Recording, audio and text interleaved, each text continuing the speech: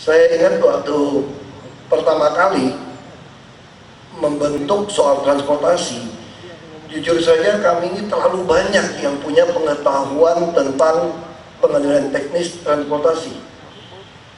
Tapi yang terjadi di lapangan bukan kekurangan pengetahuan sebetulnya kita, tapi kita terjebak dengan setoran dari para operator maupun angkot-angkot.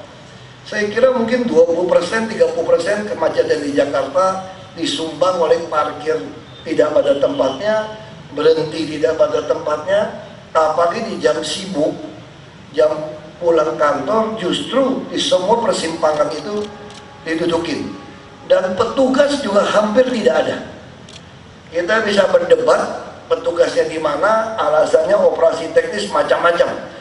Nah, pengalaman ini bukan hanya terjadi di perhubungan, hampir semua dinas yang ada di DKI. Dulu petugas kebersihan juga sama. Kalau ketemu sampah, ngadunya macam-macam, bilang tidak ada orang. Padahal orangnya belasan ribu digaji. Lalu saya mulai membentuk pembayaran gaji dengan transfer langsung, supaya tidak terjadi yang fiktif. Termasuk juga pegawai taman, termasuk tata air, PU. Apa yang terjadi?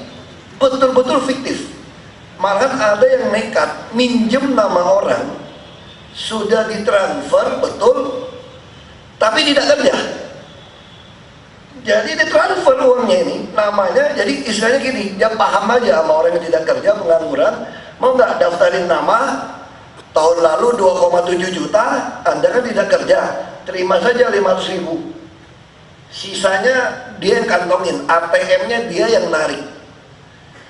Padahal ATM-nya bisa ke CCTV, kita lihat, satu orang menarik 400 ATM. Lalu sekarang ada model baru lagi, tetap yang bersangkutan yang narik, tapi dimintain setelah keluar, dipinjemin. Nah, udah beberapa kita sudah bawa ke Polda untuk diproses pidana dan pemberhentian sebagai PNS dengan tanpa hormat. Nah, lalu kita mulai membentuk yang namanya PPSU. PPSU adalah pekerja prasarana dan sarana umum. Nah, PPSU ini sekarang yang ditempatkan di tiap kelurahan. Maka Jakarta mulai kelihatan lebih bersih. Dari kebersihan juga masih ada sedikit permainan. Di kebersihan kita minta diawasi oleh lurah sebagai estate manager. Waktu dipindahkan ke lurah, ketahuan orangnya nggak cukup. Yang ngakunya 25-30 orang, lapor apel kelurahan hanya 4 orang. Sekarang saya kirim lagi audit. Jadi secara jujur, saya bukan mau menghina oknum PNS. DKI ini kebanyakan PNS. Mungkin buang 30-50% saya berani lakukan. Karena tidak kerja. Tidak kerja, habisin uang gaji besar tapi tidak kerja. DKI menyediakan 18,7 triliun buat menggaji orang yang tidak kerja. Makanya dengan pola seperti ini, saya harapkan situasi berubah. Kami temukan banyak sekali lokasi pompa, kenapa rusak. Di kubangan airnya itu penuh sampah, di filter. Ini petugas juga tidak di lapangan. Kita membuat Jakarta Smart City untuk mengontrol mereka ada di mana. Tapi kembali lagi bukan teknik, bukan teknologi, tapi mental. Persoalan bangsa kita ini akar masalah adalah korupsi sebetulnya. KKN, ini yang membuat bangsa ini hancur. Jadi kalau orang tanya saya satu kata, kenapa kita tidak maju, kenapa tertinggal dari ASEAN, dari Malaysia, cuma satu, korupsi. Karena korupsi inilah, maka akar segala masalah kita muncul. Nah, kita ada PTSP sekarang, pelayanan terpadu satu pintu. Ini mulai mengambil alih fungsi para calon. Jadi Anda mau urusan surat apapun situ sudah cukup lumayan. Ada juga yang lain yang masih meres uang, sudah kita berhentikan cukup banyak juga sebagai PNS. Nah, sekarang kita mulai coba yang baru adalah PKWT. Jadi ada PTSP, ada PPSU, sekarang ada PKWT.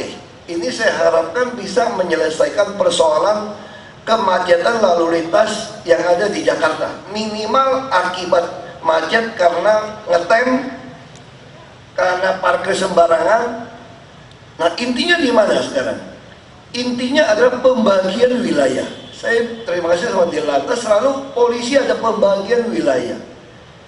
Jadi harusnya kita bisa monitor di Smart City. Kita ada kerjasama dengan West, kita tahu mana simpul yang macet. Macetnya Jakarta juga ulang-ulang yang sama. Kita sekarang juga mulai mempromosikan tentang yellow box, garis-garis kuning, dan marka jalan. Banyak orang Jakarta nggak ngerti, lihat marka jalan putih-putih, dia pengen dilindes. Saya tidak tahu pikiran mobilnya apa, saya saksikan di video. Kita pasang video, direkam, saya lihat maunya melindas. Nah, tugas saudara sederhana, apa yang sudah dilatih, apalagi yang sudah sekolah. Saya saja waktu merekrut kepala dinas perhubungan, wakil semua bukan orang perhubungan. Saya tanya, ngerti perhubungan nggak? Siap, tidak ngerti. Ya memang nggak ngerti kok. Saya bilang gampang, bisa bawa mobil nggak? Bisa. Mana ada tanda dilarang stop, mana tanda dilarang parkir, mana yang ngetem, direct tangkapin aja udah. Selama Anda tidak makan suap oleh operator, bus-bus semua pasti bisa dikasihkan. Kalau Anda tidak bisa tegaskan, saya anggap pasti kalian terima setoran. Jadi nanti kita akan bagi per wilayah dengan Jakarta Smart City. Kalau ada satu simpul macet tidak diuraikan, dan saya mesti ulang-ulang memperingati kemacetan pembiaran, berarti saudara main. Pasti saudara main. Dan biasanya oknum PNS kalau mau main uang setoran, dia tidak terima langsung, melalui kontrak-kontrak seperti ini. Supaya gampang lepasnya. Perumahan, semua sama. Metodenya sama, modusnya sama. Saya sudah hafal sekali. Modus oknum PNS bermain uang, saya hafal sekali. Dari main anggaran sampai main uang sampai ngutip dari swasta, saya hafal sekali. Dan tahun ini kita akan uji coba merubah semua trayek bus. Jadi kami PT Transportasi Jakarta akan menguasai seluruh trayek bus yang ada di Jakarta. Bus-bus operator silakan bergabung, dibayar rupiah per kilometer. Jadi tidak ada lagi alasan warga DKI tidak dapatkan bus yang baik. Kita juga tidak mau lagi ini bisa dibagi ke bagian kir. Bagian kir mobil, uji kendaraan bermotor, ini sarang penyamun. Penuh uang, waktu saya tangkap dengan KPK, honorer, bukan honorer ini malahan, pegawai kantor biro jasa memakai baju dishub, duduk di counter mengurusi semua izin. Kepalanya tidak di kantor, saya kira di hotel aja. Karena saya periksa toiletnya pun nggak bisa pakai buat untuk kencing, buat duduk. Berarti dia jarang sekali ada di kantor. Dan setoran uang ini sampai kepada atasan dan atasan. Kami punya hasil auditnya sebetulnya. Cuma tidak terlalu diteruskan. Setorannya sampai ke atasan. Semua kebagian uang-uang setoran seperti ini. Karena ini uang besar. Nah, saya harapkan saudara-saudara yang mau bergabung di DKI, yang dibutuhkan itu adalah kejujuran. Negara ini tidak mungkin dibangun kalau fondasi dasar hukum kejujuran ini runtuh. Dan saya perlu ingatkan pada saudara-saudara, PNS yang puluhan tahun saja berani saya berhentikan dengan tanpa hormat. Jadi kalau ibaratnya ini seolah-olah anak kandung, atau ini adalah pohon asli, karena ini susah, kami tidak mau merekrut tenaga kerja, kami mencangkokkan saudara ke pohon yang asli. Saudara ini cangkokkan ke pohon kami. Kalau dahan pohon asli saja saya tebang, saya lepaskan, apalagi yang cangkokkan, yang dari kasarnya dari pohon di luar. Anda paham perumpamaan ini saya kira. Jadi saya akan lebih gampang memotong yang cangkokkan. Pohon asli saya mau tebang kok, apalagi yang cangkokkan. Jadi ini yang akan kita lakukan di DKI. Saya bicara keras pada saudara, karena percuma teknologi, percuma digaji apapun kalau ternyata saudara ini bohong, main. Nah, saya juga tidak tahu nanti apakah akan berkembang, ternyata saudara tidak kerja di tempat, hanya daftar nama saja. Makanya nanti saya akan minta gelar pasukan. Titik ini siapa, titik ini siapa, siapa bertanggung jawab. Kalau sampai saya ulang terus mendapatkan pengaduan gak ada petugas, maka tentu kita akan copot kepala dinas dan wakil kepala dinas. Sekarang kita kasih kesempatan kepada dinas wakil kepala dinas untuk mencopot sudin sampai bawahan-bawahannya. Saya kira pengarahan kepala dinas cukup jelas. DKI bukan kita mau terlalu keras, tapi memang kehidupan di DKI memang sudah terlalu keras. Pembiaran puluhan tahun. Kita kalau yang bawa kendaraan kesalnya luar biasa kalau melihat angkot-angkot itu berhenti sembarangan. Jumlah angkot yang dibiarkan itu melampaui kapasitas. 70% melewati tahun, semua pembiaran. Kenapa? Karena kami juga memang sekongkol. Transjakarta tidak pernah mau beli bus. Untung saya bisa minta bantuan Pak Menteri menambah bus. Apa susahnya DKI mau beli 600.000 bus? Mau beli 2.000 juga langsung beli. Kita hitung aja uangnya banyak, tapi nggak mau beli, nggak jelas saya maunya apa. Nah, maunya operator terus berkuasa. Kalau kita tekan bilang operator mempermainkan kita. Saya katakan selesaikan tahun ini, kita yang pemain bus utama, tapi pengusaha yang baik hati. Operator kalau tidak mau ikut, kami beli bus sendiri. Sopir Anda kami bajak 2 kali UMP sampai 3,5 UMP. Kalau Anda mau ikut, silakan ganti bus standar kami, kita bayar dengan rupiah per kilometer. Saya dapat laporan ini tidak ada bukti. Saya dulu tanya kepada Dishub, saya ingin ada rupiah per mil kapal ke Pulau Seribu. Lalu saya ketemu pengusaha yang punya banyak kapal, kenapa kamu tidak mau? Kan enak, ada penumpang dibayar. Jawabnya ini nggak ada bukti memang, nggak ada rekaman saya nggak ada rekaman. Masalahnya minta markupnya gede Pak. Kita cuma minta 2 miliar, mintanya lebih gede ya. Saya bagaimana mau tanggung jawab Pak? Jadi ini penyakit oknum di DKI. Kalau di daerah proyek 10 mungkin 200, oknumnya minta bagi 10%, 5%. Kalau di DKI enggak, dinaikin 200%, 300%. Ya itu persoalannya. Makanya saya mau jelaskan kepada saudara, karena mungkin di antara saudara kalau nanti dibutuhkan sebagai PNS ada pembukaan, mungkin salah satu dari saudara akan dihitung poinnya. Saya lagi siapkan sekarang. Sudah ikut ini, kalau ikut PNS, nggak perlu orang terlalu pintar. Saya katakan, Jakarta itu nggak usah otaknya pintar penuh. Yang penting ototnya penuh. Itu yang saya katakan, kalau mimpin Jakarta itu otaknya nggak usah terlalu penuh, ototnya yang harus penuh. Karena di sini bicaranya otot. Nah, saya juga lagi mau rubah pergub.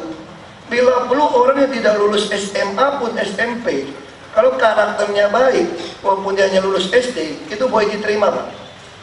Nah, boleh misalnya yang baik gitu Pak ya. Bila perlu petinju-petinju yang nggak sekolah, asal dia karakter baik, kita rekrut semua. Jadi Jakarta bicara otot. Otot bukan otak saja, bicara otot dan nurani. Terlalu pintar malah pusing saya. Pintar ngakalin, ngeles terus pintarnya.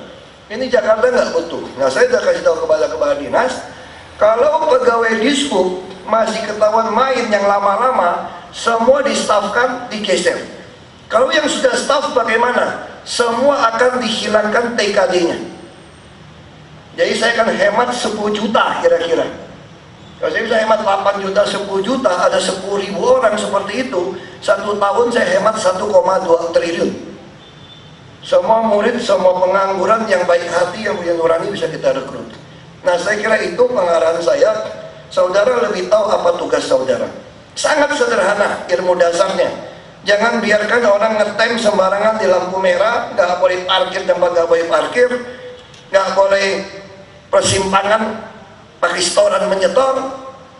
Saudara masih ditemanin, dan kita juga minta bantuan polisi untuk yang motor semua segera ditindak. Yang parkir liar kita mau kenakan 250.000 biar kapok. Ya, kita tidak mau toleransi Jakarta seperti ini. Nah, tentu saja ini saya harapkan bisa berlaku seperti PPSU yang dihargai masyarakat. PTSP kita nanti ada PKWT ini akan nanti jadi orang Jakarta akan ngomong, wah sekarang lebih lancar ya, saya pulang ya, oh ternyata ada petugas PKWT.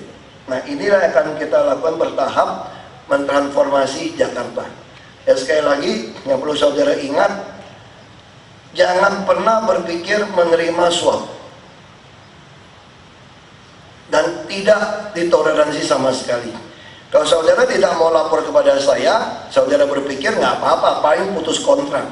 Enggak, kalau ketangkap, saya sudah minta kepada kepolisian, saya mau pidana. Saya tidak mau terlalu enak lagi. Saya tidak berkuasa terlalu besar, saya katakan. Saya pengen yang korupsi itu dimiskinkan hartanya, bukan dihukum mati. Nggak usah dipenjara, seluruh harta disikat buat negara, biar dia sengsara lihat keluarga nggak punya uang. Itu jauh lebih sengsara, karena udah kebiasaan nikmatin hidup enak. Ada pejabat di Dishub dulu pakai sepatu sandal saja nilainya 17 juta. Ada anak di Dishub, ini cerita yang lama ini, sekolah di Amerika, kan kita banyak nih sekarang medsos itu, pakai tas Chanel 50 juta bisa pakai kasih pembantunya. Karena semua memang gede permainan. Saya waktu masuk ke Dishub minta bikin sistem mengawasi transportasi seperti West.com, minta 5 triliun. Itu harga terminal busway bisa 40 triliun, kan 40 miliar, 20 miliar. Ini memang gila-gilaan. Marka jalan hampir nggak ada marka jalan di DKI karena kurang menarik, uangnya kecil, makanya dia nggak mau. Kir nggak usah ngomong, setoran bus nggak usah ngomong, operator minta trayek nggak usah ngomong, pembatasan kuota taksi nggak usah ngomong. Makanya taksi yang ada di Jakarta semua taksi pinggiran, karena Jakarta kayak kuota. Saya tanya sama sopir taksi dulu, ini kayak store menyan aja Pak, kalau menyannya terlambat sajiannya langsung dikandangin kami Pak. Itu semua aturan dilanggar, diciptakan sesuatu untuk dapatkan uang. Nah kalau masih terus seperti ini, selama saya masih di sini, saya akan lawan kalian yang main seperti itu. Nah kalau kalian nggak suka sama saya, silakan kampanye, jangan pilih saya lagi. Kalau saya terpilih lagi, sengsara Anda tambah 5 tahun. Dan itu bisa tambah 6 tahun, karena saya masih penggantian di Oktober. Saya tertantang semua oknum pejabat. Kalau nggak suka dengan saya, masih mau korupsi, silakan mulai kampanye tidak pilih saya. Dan saya tidak akan pernah takut kepada kalian, pencuri-pencuri uang rakyat yang membuat susah semua orang. Dan saya betul-betul muak dengan kemunafikan ini, karena kita semua sumpah jabatan, semua kelihatan sangat religius beragama. Tapi kalau terima uang, lebih baik tidak usah beragama, mempermalukan nama agamamu dan Tuhanmu. Itu prinsip saya katakan. Kalau saudara mau sok religius tapi masih korup, masih munafik, lebih baik nggak usah beragama, karena akan mempermalukan agama kalian. Saya begitu marah, kenapa? Karena aset juga dilepas seenaknya di DKI dengan alasan tidak mau memberikan surat menyurat. Jadi memang satu persekongkolan. Jadi saya bicara begitu keras, saya ingin saudara yang direkrut PKWT ngerti betul apa yang kita lakukan, yang sedang saya perangi. Dan kita ada asuransi, kami ingin saudara lebih baik. Jadi kalau saudara berpikir mencari uang, ini Jakarta cari uang dengan mudah di Jakarta, saudara salah tempat. Ya saya sekali lagi ingatkan, saya tahu di perhubungan nggak semua suka sama saya. Kenapa kita banyak berhentikan orang di Pol PP, saya tahu PNS juga kasak kusuk, laporan intel, nggak apa-apa. Satu hal yang saya mau ingatkan saja, kekuasaan itu milik Tuhan, dan kita mendapatkan amanah di sumpah jabatan. Ini ada yang pingsan, tolong diangkut.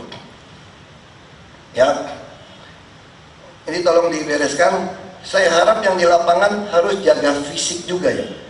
Tiap pagi masih sarapan, badan masih dijaga, keluar sekolah masih ramping-ramping, habis kerja setahun udah langsung gembrot minta ampun, nanti saudara jantungan. Jadi di sini saya katakan saudara harus latih fisik lebih baik. Saya selalu katakan yang dibutuhkan mimpin Jakarta adalah otot, bukan otak saja. Karena harus latihan fisik setiap hari dengan baik. Karena kita hadapi tekanan demi tekanan, ancaman demi ancaman yang membuat saudara takut. Kalau saudara punya kesehatan yang baik, fisik yang baik, jiwa saudara dengan rohani yang baik, dengan sembahyang yang baik, dengan waktu teduh yang baik, baca kitab suci dengan baik, saudara akan kuat menghadapi apapun. Dan saya jamin saudara pasti menjadi seorang patriot buat bangsa ini. Kalau saudara mengenal Tuhan dengan betul, mengenal sesama manusia dengan betul, mengerti sumpah jabatan secara betul, pasti saudara adalah seorang patriot buat bangsa ini. Dan saya harap saudara menjadi patriot-patriot lalu lintas di DKI, karena kekacauan lalu lintas di DKI sudah tidak bisa kita tolerir lagi. Ini fakta yang ada di lapangan. Ya, sekali lagi terima kasih. Mohon maaf kalau saudara agak kaget, tapi saya ingin sampaikan Jakarta ya seperti ini. Saya pimpin Jakarta seperti ini. Mau ngadu fisik, mau ngadu argumen, semua saya ladenin. Jadi istilah di kampung saya, kalau bodoh dengerin, nurut. Kalau pintar ngajar. Jangan jadi manusia sudah bodoh tidak mau nurut, pintar tidak mau mengajar. Ini prinsip di Jakarta saat ini. Kalau saudara punya ide hebat, usulan hebat, ajar saya. Tapi kalau saudara tidak punya ide lebih baik, dengar baik-baik. Kalau tidak, kita akan berhadapan. Kira-kira seperti itu. Saya kerja keras karena saudara orang lapangan. Di lapangan tidak ada toleransi, tapi kita menghargai hak asasi manusia, bukan memeras, bukan menindas atau merampas hak orang, tapi kita ingin manfaat banyak daripada mudarat. Saya kira itu dari saya. Saya harap pelatihan berapa hari lagi nanti, kalau yang dari sekolah pendidikan ya, tinggi transportasi ya, itu bisa langsung, yang umum dilatih, fisik mental, nggak ada yang susah sebetulnya. Saudara ingat saja bahwa saudara dibayar, disumpah, ini harus bekerja sesuai. Itu namanya profesional. Ya, sekali lagi terima kasih pada Menhub, kepada Bus. Kami akan melakukan revolusi benar-benar di transportasi tahun ini, dari sisi angkutan bus, dari sisi trayek, dari sisi petugas. Kami akan sangat keras, dan kita sekarang kepala disub, wakil disub, hampir semua bukan orang perhubungan. Ini artinya apa, Pak? Memalukan sekolah tinggi transportasi. Harusnya DKI begitu besar, dipimpin oleh seorang kepala dinas perhubungan yang dari sekolah perhubungan. Kenapa masih camat yang saya tunjuk? Karena terlalu pintar. Bodoh nggak mau nurut, pintar nggak mau ngajar. Sama kayak PU tata air. Sekarang saudara lihat, hujan di DKI cepat sekali surutnya. Berapa titik banjir sudah tidak ada. Itu setelah saya mengangkat seorang camat menjadi kepala dinas PU baru tahun lalu. Saya menyesal juga kenapa nggak saya pecah dari awal-awal. Sama juga kayak transportasi Jakarta, kelamaan saya toleransinya. Saya berpikir masa PU dipimpin dari yang bukan PU. Nanti taman kalau nggak beres pun ganti orang. Kita butuh yang punya hati dan mau kerja. Saya juga bukan lulusan sospol kok. Saya juga nggak pernah masuk AMPI, nggak pernah ikut pramuka, nggak pernah ikut KNPI. Yang penting punya hati, tidak terima suap, tidak berpihak, saudara akan sukses. Hanya itu aja syaratnya sebetulnya. Dan saya harap nanti di sub bisa dipimpin dari orang yang betul-betul perhubungan. Mohon maaf Pak Sekjen, ini memalukan. Jadi ibaratnya dokter yang operasi, tukang cleaning service kasarnya gitu loh. Bukan, nggak ada hubungan sama sekali. Ini fakta di DKI. Kebersihan juga sama, kita cuci gudang. Pajak juga sama. Setelah dipimpin orang yang bukan pajak, peningkatan pajak kan naik luar biasa. Dipimpin orang pajak, terima setoran main semua. Ini lagi di proses Polda juga, proses pemecatan, permainan pajak restoran dan hotel. Jadi balik lagi bukan soal ilmu yang penting sekarang, tapi bagaimana saudara hati takut akan Tuhan. Saya bukan mau kasih tausiah, tapi Republik ini diuntungkan semua beragama. Semua beragama, sebetulnya lebih cocok bertuhan bukan beragama. Kalau enggak, buang aja KTP-nya, bikin malu Tuhanmu, bikin malu agamamu. Bagi saya seperti itu. Terima kasih. Saya pimpin Jakarta seperti ini. Mau ngadu fisik, mau ngadu argumen, semua saya ladenin. Jadi istilah di kampung saya, kalau bodoh dengerin, nurut. Kalau pintar ngajar. Jangan jadi manusia sudah bodoh tidak mau nurut, pintar tidak mau mengajar. Ini prinsip di Jakarta saat ini. Kalau saudara punya ide hebat, usulan hebat, ajar saya. Kalau saudara tidak punya ide lebih baik, dengar baik-baik. Kalau tidak, kita akan berhadapan. Kira-kira seperti itu. Saya kerja keras karena saudara orang lapangan. Di lapangan tidak ada toleransi, tapi kita menghargai hak asasi manusia, bukan memeras, bukan menindas atau merampas hak orang, tapi kita ingin manfaat banyak daripada mudarat. Saya kira itu dari saya. Saya harap pelatihan berapa hari lagi nanti, kalau yang dari sekolah pendidikan ya, tinggi transportasi ya, itu bisa langsung yang umum dilatih fisik mental, nggak ada yang susah sebetulnya. Saudara ingat saja bahwa saudara dibayar, disumpah, ini harus bekerja sesuai, itu namanya profesional. Ya, sekali lagi terima kasih pada Menhub, kepada bus.